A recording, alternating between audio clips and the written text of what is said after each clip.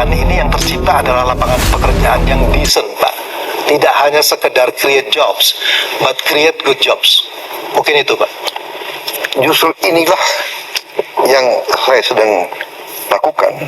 Justru ini. Makanya saya menyampaikan waktu saya maju sebagai presiden, saya tidak bicara lagi pembangunan bangsa. Saya bicara transformasi bangsa. Yang terjadi adalah deindustrialisasi. Yang terjadi adalah uang Indonesia tidak tinggal di Indonesia. Saya ingin hilirisasi. That's the only way. Kita tidak boleh ekspor lagi bahan mentah. Kita harus mengolah bahan mentah itu menjadi turunan produk industri yang bernilai tinggi. Di sini nanti bisa anak-anak muda yang pintar-pintar bekerja, create good job. Assalamualaikum sahabat AW Kertapati. Jadi kalau kita bisa mencermati apa yang dikatakan oleh Prabowo bahwa kepemimpinannya hari ini itu tidak pada fokus pembangunan bangsa, tapi kepada transformasi bangsa. Artinya kemarin kalau ada ya pengusaha-pengusaha yang mungkin agak-agak cerewet, agak rewel, kemudian curhat kemana-mana dan terus membuat framing-framing negatif dari program Pak Prabowo hari ini yang kita tahu bersama, MBG banyak masalah, KDMP banyak masalah.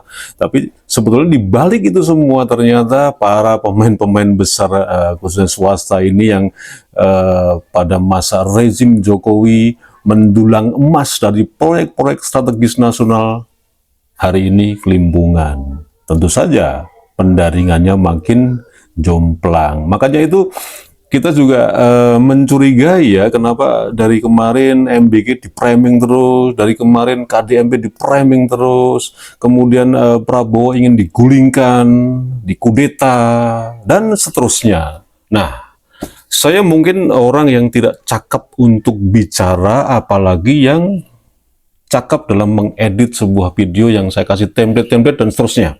Ini apa adanya saja, tapi coba kita berpikir bersama.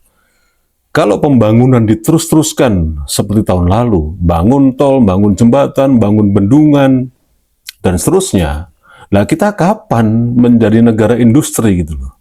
Dan industri itu kan juga bukan hanya industri manufacturing, bukan industri seperti mobil, industri macam-macam lah. Tapi industri bagaimana kekayaan alam ini dari perkebunan, dari pertanian, itu dibuat menjadi produk jadi, kemudian diekspor. Kan kurang lebih seperti itu yang akan dilaksanakan oleh pemerintahan Prabowo hari ini. Dan itu kita sudah membicarakan lama sekali, mungkin 10 atau 20 tahun yang lalu, bahwa sampai kapan Indonesia ini akan menuju industri yang mapan dari semua sumber kekayaan alam yang ada. Sampai kapan? Dan hari ini ketika Prabowo akan melaksanakan program itu, tetap saja ada orang-orang yang merasa dirugikan. Tapi ya nggak masalah. Wong mereka itu konglomerat kok, mereka itu kelas pengusaha-pengusaha besar kok, bukan pengusaha UMKM kok.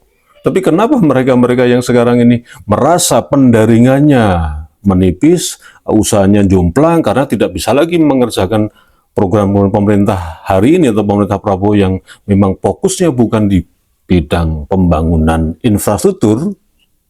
Janganlah kemudian membuat gerakan-gerakan yang semakin hari semakin meresahkan masyarakat.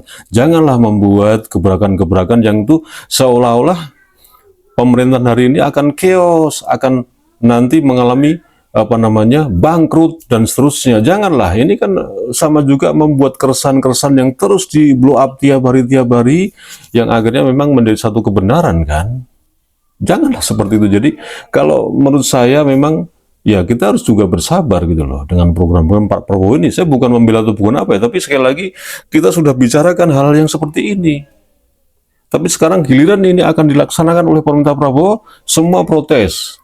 MBK diserang, KDMP diserang. Jadi kita yang di bawah ini semakin dibingungkan. Makanya kalau coba kita melihat informasi-informasi seperti lemahnya pemerintahan hari ini, arogansinya Prabowo hari ini, itu coba ditelah kembali lagi lah, dipikir kembali apakah benar-benar seperti itu.